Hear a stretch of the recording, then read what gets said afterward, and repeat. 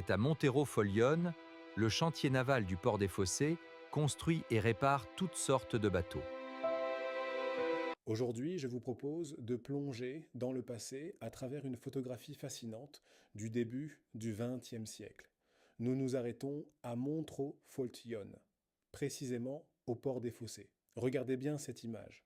Elle nous raconte une époque où la Seine n'était pas seulement un décor, mais le cœur battant de l'activité industrielle et sociale de la ville. Au centre de notre attention se trouve le chantier naval du port des Fossés.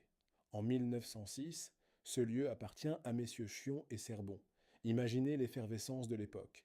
17 salariés s'activent ici quotidiennement pour construire et réparer toutes sortes d'embarcations. À cette période, le transport fluvial est vital et le savoir-faire de ces artisans est indispensable. Sur la rive, on distingue nettement les plans inclinés de la berge. Ces structures ingénieuses permettaient de hisser les bateaux hors de l'eau à la force des bras ou des machines pour accéder à leur coque. Si vous regardez au premier plan, vous pouvez voir un toueur à flot. Ces bateaux très particuliers ne se déplaçaient pas avec une hélice classique, mais en se halant sur une chaîne immergée au fond du lit de la rivière.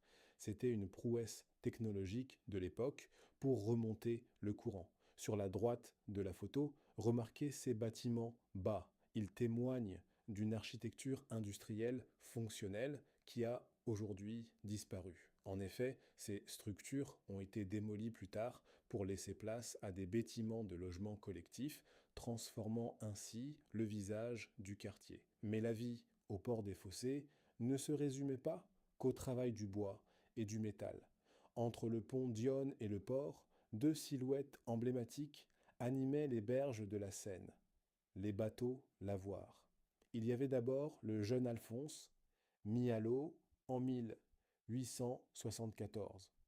À ses côtés, dès 1881, on trouvait le lavoir-bain chaud. C'était de véritables lieux de vie sociale. Les lavandières s'y retrouvaient pour frotter le linge, mais c'était aussi un endroit rare où l'on pouvait accéder au confort d'un bain chaud, un luxe pour beaucoup à cette époque. Cette photographie est un précieux témoignage d'un monde où l'artisanat naval et la vie, au fil de l'eau, forgeaient l'identité de Montero. Aujourd'hui, le paysage a changé, mais le souvenir de Chion, de Cerbon et du jeune Alphonse demeure à travers ces clichés. There's a rhythm that's so good.